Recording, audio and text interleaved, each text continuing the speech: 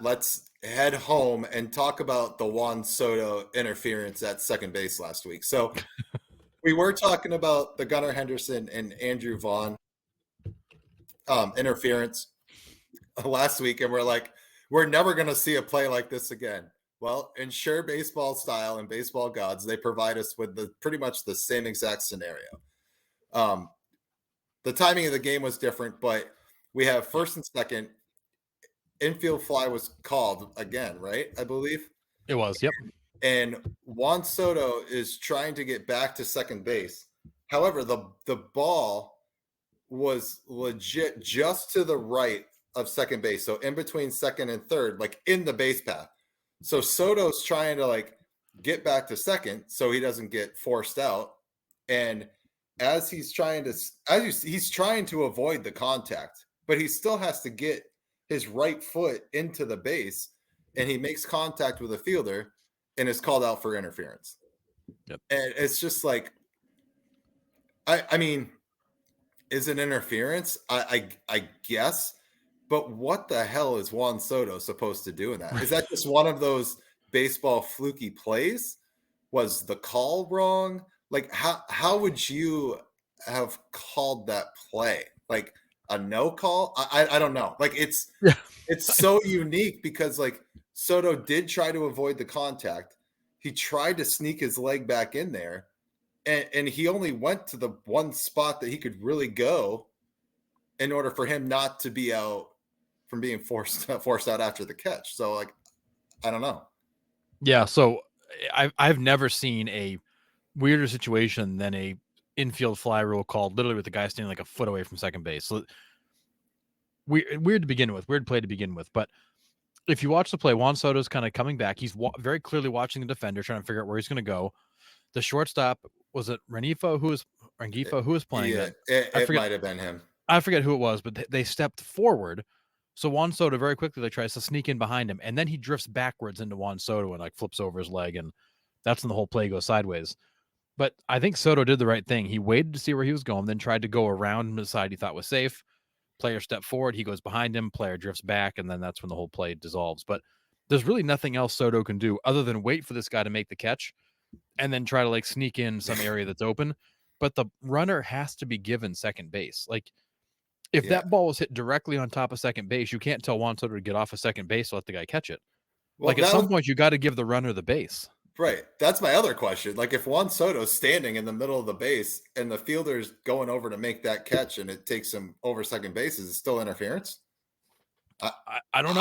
I don't know either. I've never seen it, but at some point you got to give the runner the base. And in my mind, if I was an umpire, what I saw was Juan Soto made the best effort he could to not interfere with the play.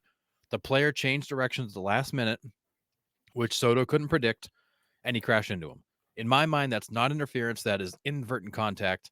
And I know that the rule says doesn't matter if it's inadvertent or not, it's interference.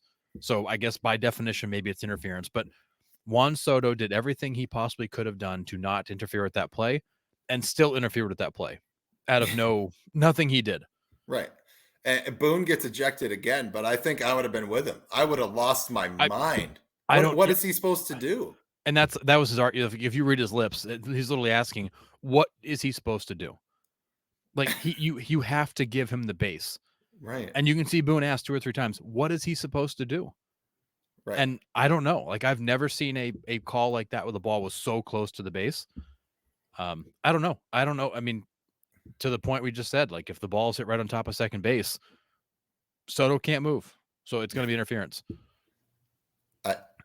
I don't know how you call that one. Yeah, and I'm not razzing the umpires here either. No, like I was genuinely confused by the call because in my mind, I don't know what else Soto could have done. Could he have possibly like gone around the base and stood on the second base side of it?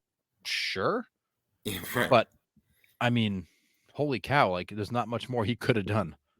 No, and like I said, like as an umpire, I don't know. Like I can't make fun of them for making that call because technically like it was, and he was off the base, but like Soto also didn't have a lane to get back. So like it's such an outlier and such a unique situation. It's like what do you do? Yeah, like I don't view because you this can't as like overturn an umpire, it, right? No, you can't. Like, I don't view this as an umpire blown call. I view this as like genuinely a question people should have, which is, what do you do? Right, right. I mean, the umpires got together and it was like, yeah, it's interference. He got in his way. And the way the rule is written, if you interfere, you interfere. Period. End of story. Yeah, So maybe based on the letter of the law, that was the right call, but like the intent of the rule was not to call that interference. right. I mean, you have to let the runner have the base. It was so unique. I just was It like, was man, bizarre. I've never seen an infield fly ball that was hit like so close to a base where there was a runner, and it was weird. It was weird. Never seen it in all the years of watching baseball and playing baseball. Never seen that situation. it's just so funny because we're just like when we were talking about the Gunnar Henderson and Andrew Vaughn one, and we're like, oh, we're never going to see this again. Right. And like two nights later, we see almost the exact same thing. Yeah, I mean, a even little weirder different, because it was obviously. even closer. Right. Like you get a So, weirder wrinkle to the same play. But another interesting play that happened not in that game, but a couple nights before that was runners at first and second. It's the Yankees again. Runners at first and second. I forget who the batter was. Batter hits a ground ball to shortstop. Anthony Rizzo is the runner at second base. He takes off for third, slows down, kicks the ball, and is therefore called out. And people in baseball are like, what is he doing? He's an idiot. You know, he ran into an out. No, what he did was he prevented the double play, right. Smart. which was brilliant. Because if you think about it, first and second ground, there's either no outs or one out. First and second, ground ball to the shortstop. He's going to go to second. They're going to go to first, turn two. Instead, Rizzo gets in the way. He's the only guy that gets out in that case. Right. The hitter gets credit. The hitter gets credit for a hit. And now you got runners in first and second with two outs instead of an inning-ending double play. Right. Which is incredibly smart by Rizzo. And a lot of people in baseball were talking about the fact that it was such a dumb play. Then some people like AJ Przinsky on his podcast goes, no. You all need to appreciate what he just did. Yeah. And I don't know why more players don't do it. Because Pierzynski did that a number of times in his career, and people just thought he was being a jerk. Right. But he's like, no, I was stopping the double play. Yep. I'm giving myself up to prevent two outs.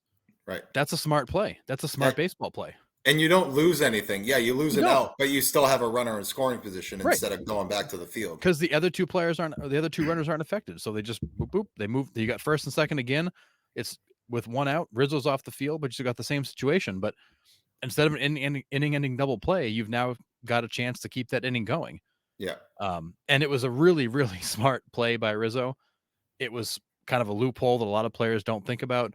You know, a lot of players came to his rescue saying that was really smart. And when fans were thinking he did something so dumb, but it was cool to see because when it first happened, I'm like, what is he doing?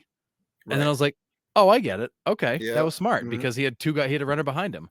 Yeah. It was interesting. It's not an interference call that you necessarily see very often.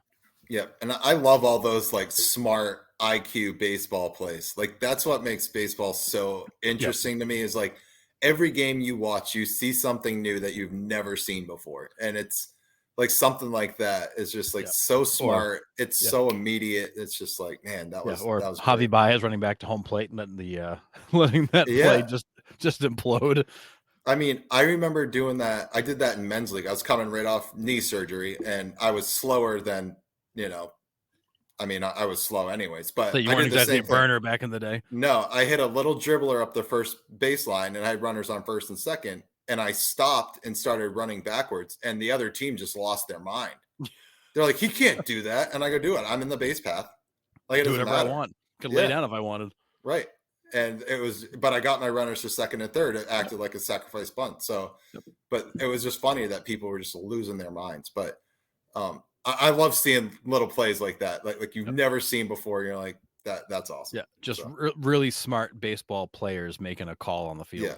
And it's crazy. Like, everything in baseball is a split second decision too. It is. Right. Just to have that, like right off the top of your head, to have quick access to be like, yeah, I'm just going to choke the engine and take this off the ankle. So my runners are safe. Like that's a smart baseball play.